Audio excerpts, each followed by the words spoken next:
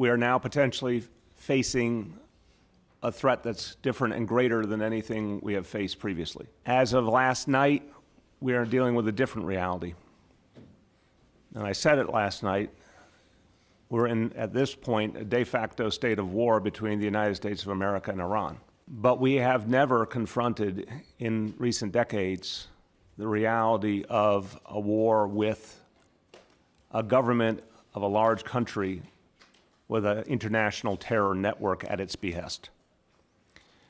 And no one has to be reminded that New York City is the #1 terror target in the United States. I'm saying this because New Yorkers deserve to know that we've entered into a different reality. For more, we're joined by Barbara Slavin, the director of the Atlantic Council's Future of Iran Initiative. She's in our Washington bureau this morning. Barbara, good morning. Good morning. The president says he did this to prevent war. Rand Paul says he believes we are now going to go to war. Who's right?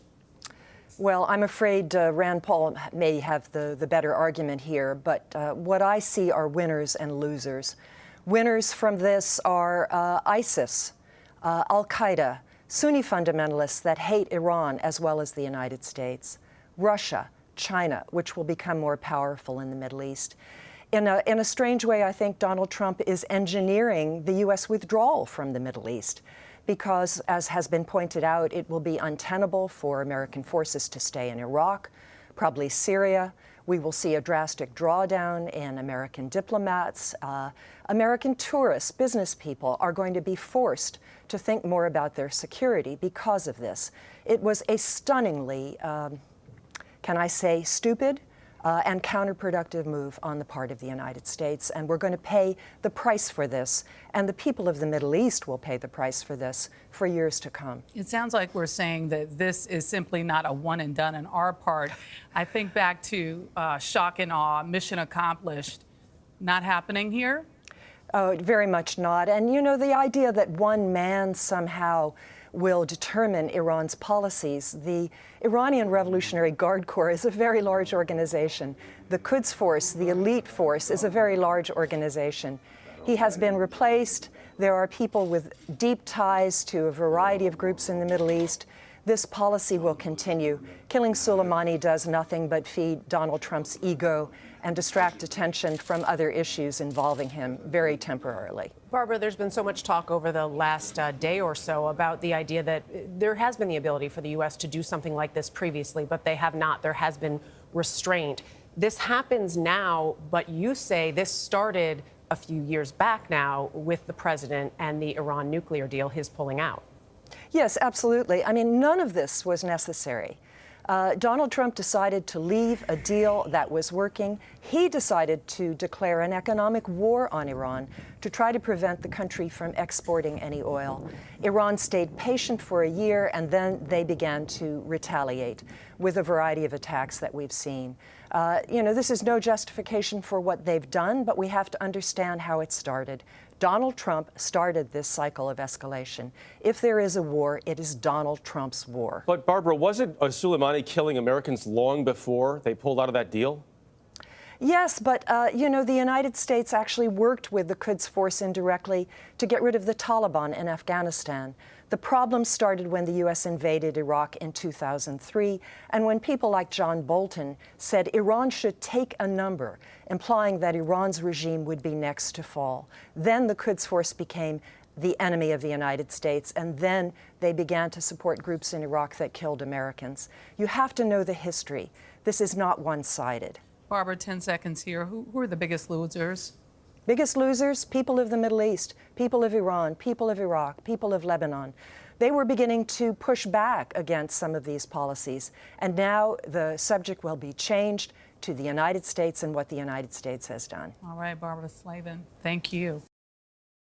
With that, now our very last speaker before we march is Mike Preisner. Now Mike is an anti-war veteran who's organizing soldiers' resistance to the war, producer of Empire Files, and the host of the Eyes Left podcast. Please welcome Mike Preisner. Yeah, Mike! You're excited to take these streets and show the world where we stand? Yeah! Whose streets? Our streets! Whose streets? Our streets! And make the noise! did was a war crime. Make some noise if you think this Senate should remove this president for that war crime. If this government was a people's government, that's what they'd be doing right now. They wouldn't be debating about the strategy of how he did it, or how good or how couth it was. They'd be saying this was a crime and needed to be brought to jail and taken out of office for that crime. Now, I haven't written anything down in a long time, but I did today, because I feel like today is just as dire, just as critical as the days before the U.S. invaded Iraq. When it's critical that people came out to voice their opposition and to start building the networks that were necessary to fight against it. We're at that moment again now. We haven't been in a bigger moment in a long time, in 15 years, since March of 2003. But I wanted to take it back a little bit further first. When I was 7 years old, in 1990, I remember writing letters to George H.W. Bush, telling him not to go to war with Iraq in 1990. But they did. And U.S. warplanes burned civilians alive in their cars while they were escaping the battlefield. And we bombed that country for a decade from that point on. Sanctioned the country that killed 1 million civilians. And then Clinton came into office. What did he do? He bombed Iraq. And then 2003 comes around. We demonstrated in 2003 also. Actually, the biggest day of world protest ever in global history was in February in the lead up to the Iraq war. But they still went to war and they invaded. They killed 1 million Iraqis. They subjected the Iraqi people to untold brutality and horrors and terrorism on a daily basis, occupying their streets. And now here we are again today, on the eve of another major war in Iraq, this time bringing Iran into it. And we are here to say that just as we've been here through the past 30 years of you refusing to give the Iraqi people peace, that we will be here to fight you every step of the way.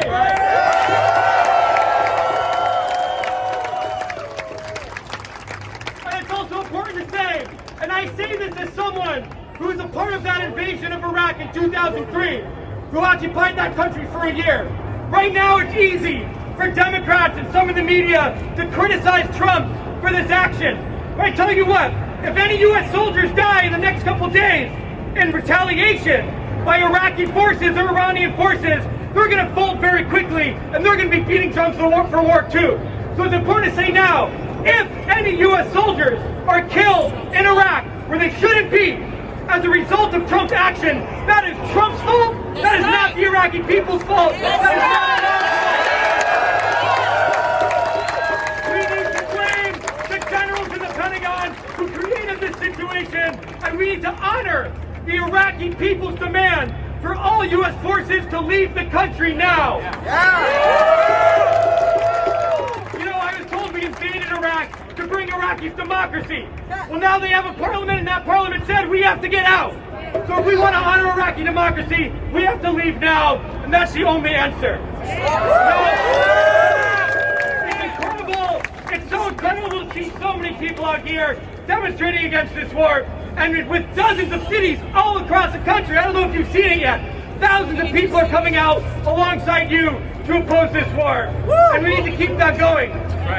But there's a lot of people who are advocating the war and saying that this is a good thing and saying that we need to escalate it.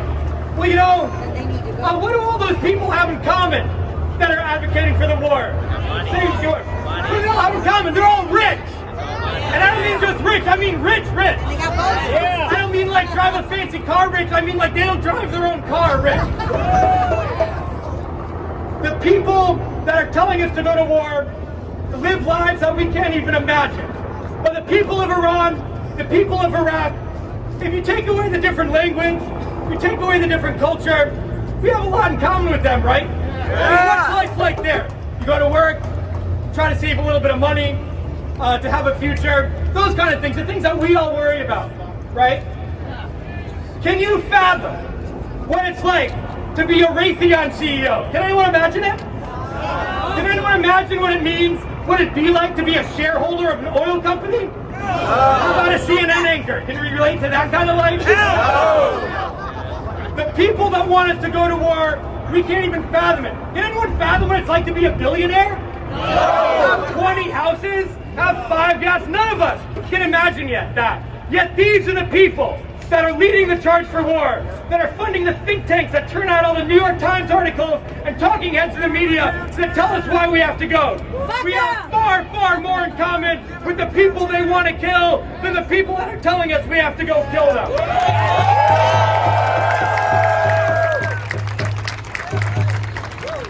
And it's always the rich who make war, and it's always the poor who die. On both sides. Now I want to talk right now directly to all the U.S. service members. I was one of you 15 years ago, and I was in the same situation. Now the people that are telling you to go to war, guess what? Those are the same people that are calling your phone asking for your student debt payment back. That's right. Those are the same people calling saying you owe some healthcare debt. Those are the same banks that are knocking on your door saying your house is going to get taken away if you don't pay your mortgage on time. Those are the people that are trying to send you to war right now. And not to mention these politicians, these silver spoon, Ivy League, elite politicians. They have already proven what they will do in this situation. We know from the Iraq War, my generation went through it. And what did they teach us that you need to know now? That number one, they will lie. They will lie about why we need to go to war, just like they're lying now, just like they lied then. They will lie to you. And guess what? When that war starts going bad for them, as it inevitably will, and a lot of us start dying, what are they going to do? They're going to keep lying, and they're going to send more of you to die, and more of you to die. Because they don't want to take responsibility, but guess what? They're not getting their legs blown off, and they don't have any kids on the battlefield, so they don't care. And then what's going to happen? When you come home, wounded, injured, traumatized, what are they going to do? Are they going to help you? No! They're going to punish you, they're going to ridicule you, they're going to kick you to the curb. These politicians have shown they don't care if you hang yourself in your closet when you get back. They don't care if you go out to the woods and shoot yourself. They don't care if you end up on the streets right here in Skid Row. They have proven they do not care about our lives, and they have no right to dictate any control over our lives.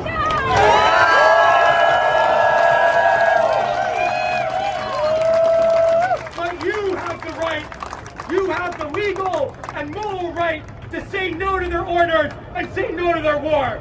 Now, I just wanted to say that as I wrap up, yesterday I put out a statement saying anyone in the U.S. military who thinks this is wrong and wants to refuse orders to take part in an Iran war to contact me. And over the past day, I've been talking to over 25 active duty service members who say they're going to refuse this war. That is just with my small statement. And so being here today, you are raising that message, reaching people that can build the kind of movement we have here inside the ranks of the military to try to stop this war from happening. And finally, I'll say that yes, Trump needs to be removed. Yes, it's the right-wingers in the Pentagon in Washington that are doing this, but let me ask you this. We've been bombing Iraq for 30 years straight. Through Democrat, Republican, Democrat, Republican, Democrat, Republican. We've been in endless wars. That's right. Through Democrat and Republican. My entire life, this country's been at war. For most of the people here, your entire life, we've been occupying and bombing. Why is that? It's because imperialism is not a policy of a particular president. It is a system. It is a system that only cares about expanding profit. Not even just for the military-industrial complex, we're just making money off this war right now. Not just for the oil companies whose stock prices just shot up, but for the big investment bankers who just need to invest in new places. That's it. That's the reason. It's a barbaric system. And the way you fight that system is by not just fighting a president, but by building a movement for a better world. That's all of us. If we build a multinational movement, a multiracial movement, a multi-gender movement, a multi-generational movement, if we all understand that what we have in common is our class, our working class situation in this country, that unites all of us. And if we come together on that basis, on what unites us, we are more powerful than anything the billionaires can buy. We can fight them. We can take them out of power. We can build a new society based on office. Refuse to fight a rich man's war. Refuse